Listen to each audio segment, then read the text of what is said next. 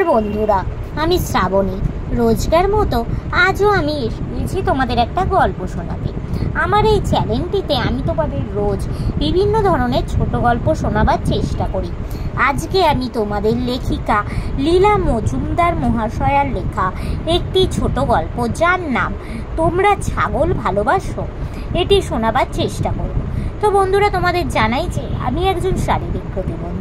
নিজের প্রতিবন্ধকতাকে ভুলে নিজের পরিচয় তৈরি করার লক্ষ্যেই তোমাদের এই গল্প শোনানোর কাজটা শুরু করেছি। তোমরা যদি আমাকে একটু সাহায্য বা সাপোর্ট করো, তবেই আমি এই কাজে সফল হতে পারবো। তাই আমি তোমাদের রিকোয়েস্ট করছি, প্লিজ প্লিজ তোমরা আমার বলা গল্পগুলো স্কিপ না করে গিয়ে পুরোটা শোনো। আমার চ্যানেলটা সাবস্ক্রাইব করো, ভালো লাগলে লাইক করো, কমেন্ট করো ও একটু শেয়ার করে দাও। আর এখনও অবধি যেসব বন্ধুরা আমার চ্যানেলটা সাবস্ক্রাইব করেছো, তাদেরকে অনেক অনেক ধন্যবাদ জানালাম।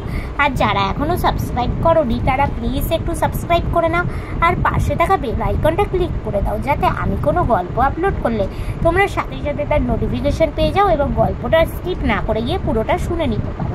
তো চলো আজকের গল্পটা শোনানো শুরু করে দিই। তোমরা ছাগল ভালোবাসো, লেখিকা লীলা মজুমদার। ঝগড়ু বলল, তোমরা ছাগল ভালোবাসো দিদি? রুমু বলল, দাদুকে ছাগল তাড়া করেছিল জানো ঝগড়ু। বগি বলল, হ্যাঁ, ভীষণ দুষ্টু হয় ওরা।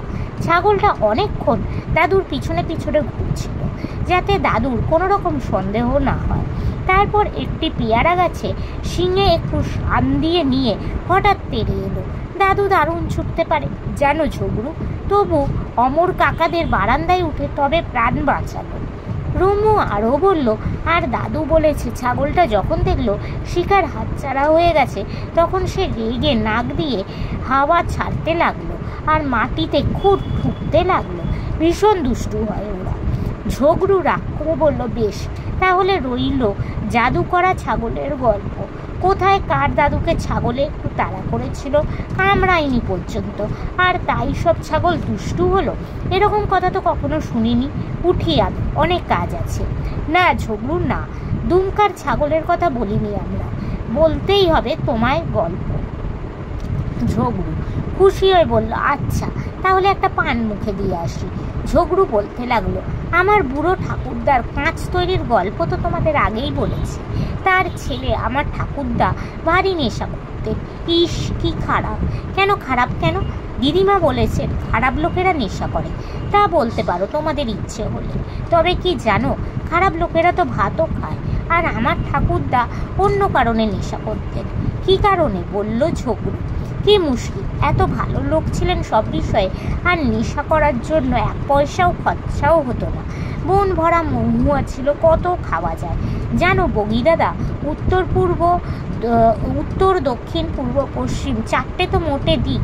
তাছাড়া এক যদি কয়লার খনিতে মাটির নিচে সেদিয়ে যাও, তাহলে আবার শুনেছি বাইরের চোখ কান আর মনের চোখ কান সবেতে নাকি ধাঁধা লেগে যায়। নয়তো আকাশের ওপরের দিকে ডানা ভাঙা ছিলের মতো ছেয়ে থাকা যায়। মোট কথা ঠাকুরদার অতটুকু জায়গাতে কুলোতো না, তাই নেশা করতে হতো। নেশা করা খারাপ হতে পারে, কিন্তু ঠাকুরদা খারাপ ছিল না।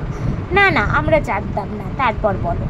তার উপর ঠাকুরমার ছিল যেমন রাগী স্বভাব, তেমনি গায়ে জোর। ঠাকুরদাকে নানা রকম ফন্দি করে বাড়ি থেকে দূরে গিয়ে থাকতে হতো, অথচ বাড়ির মতো আরামটি আর কোথায় পাবে। তখন ঠাকুরদা বুদ্ধি করে ওখানকার সবচাইতে উঁচু পাহাড়ে ছাগল চড়াতে যেতে আরম্ভ করলেন। ছাগলরা বুদ্ধির মতো চড়ে বেড়ায়, আর ঠাকুরদা গাছের তলায় পড়ে ঘুম লাগান। যেই সূর্য নেমে আসে, পাহাড়ের ওপর থেকে রোদ সরে যায়, ঠাকুরদা শীত করে, আর অমনি ঘুম ভেঙে যায়। ছাগল গুনে নিয়ে ঠাকুরদা পাহাড় থেকে নেমে আসে। ছাগল নিয়ে গিয়ে ঘরে তোলেন। ছোট্ট কাঁসার বালতিতে দুধ দোয়ান, তবে তার কাজ শেষ হয়। একদিন কেমন যেন বেশি ঘুমিয়ে পড়েছে। কখন রোদ নেমে গেছে টের পাননি। ঘুম ভাঙতে চেয়ে দেখেন গাছের ছায়াগুলো ঘেঁষাঘেঁষি করে রয়েছে, হিম পড়ছে। ছাগলরা পায়ের কাছে জড়সড় হয়ে রয়েছে। ঠাকুরদা তাড়াতাড়ি করে ওদের নিয়ে নেমে এলেন। জায়গাটার নাম বড় খারাপ। ঠাকুরদা ছাড়া আর কেউ সেখানে যেতেই চায় না।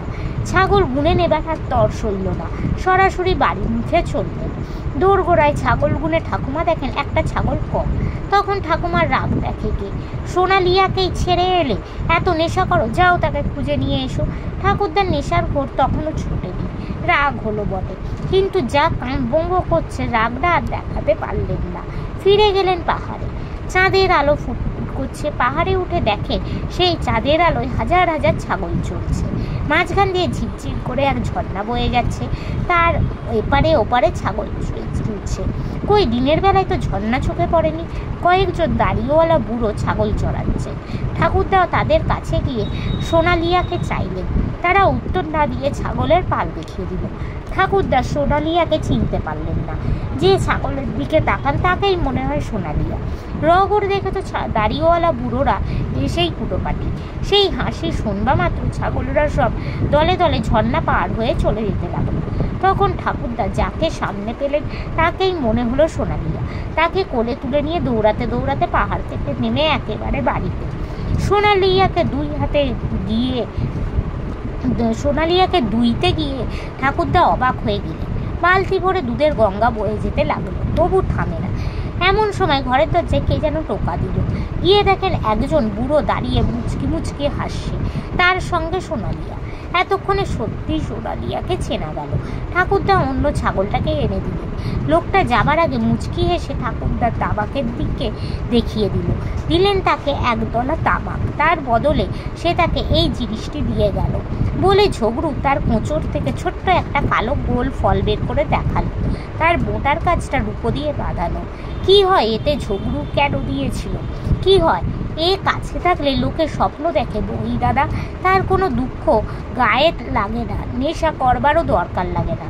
চলো চলো, মেঘ করে আসছে, দেখো এবার জ্বর পড়লে গুপ্তমণির কি দশা হয়। নমস্কার। তো বন্ধুরা, আজকের গল্পটা এখানে শেষ হলো। তোমাদের যদি ভালো লাগে প্লিজ লাইক করো, আমার চ্যানেলটা সাবস্ক্রাইব করো ও শেয়ার করো। আজকের মতো আমি চললাম। আবার আমি কাল চেষ্টা করব তোমাদের এরকমই কোনো ছোট গল্প শোনাবার। তোমাদের সাহায্য বা সাপোর্ট না পেলে আমি এই কাজে সফল হতে পারবো না। আজকের মতো টাটা।